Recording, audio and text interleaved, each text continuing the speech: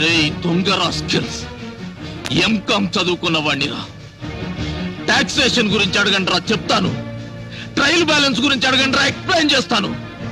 అంతేగాని హైదరాబాద్ లో సముద్రం ఎందుకు లేదు, జయలలిత గారికి పెళ్ళెందుకు కాలేదు, చంద్రబాబు నాయుడు గారికి గడ్డ ఉంటే బాగుంటాడా లేకుంటే బాగుంటాడా, ఇవి కాదురా అడగాల్సింది. అప్పర్ క్యాస్ట్ అంటే డబ్బున్న వాళ్ళు, లోయర్ క్యాస్ట్ అంటే పేదవాళ్ళని ఎవరు చెప్పారా?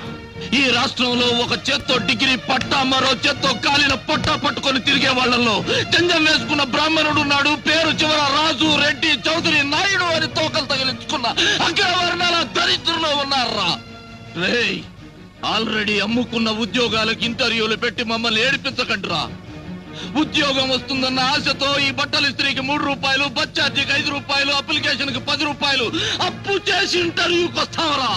అంబేద్కర్ గారు ఎప్పుడో చచ్చిపోయి బతికిపోయారా?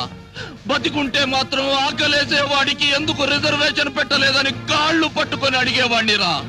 లేదా అయ్యా అంబేద్కర్ గారు అప్పర్ కాస్ట్ లో పుట్టి అడుక్కుతుంటున్న దౌర్భాగ్యులం మేము, మమ్మల్ని కూడా ఏదో ఒక రిజర్వేషన్ లో తోసేయమని కాళ్ళు పట్టుకొని ప్రాధేయపడేవాడినిరా. దేశం మీలాంటి చెత్త కుక్కల చేతిలో చిక్కి చెత్త కుండీలా మారిపోయిందిరా. ప్రభుత్వం మీకిచ్చే జీతాలతో పరమాండం తింటూ మా ఎంగిలాకులు కూడా లాక్కోకండిరా. రాస్కెల్స్,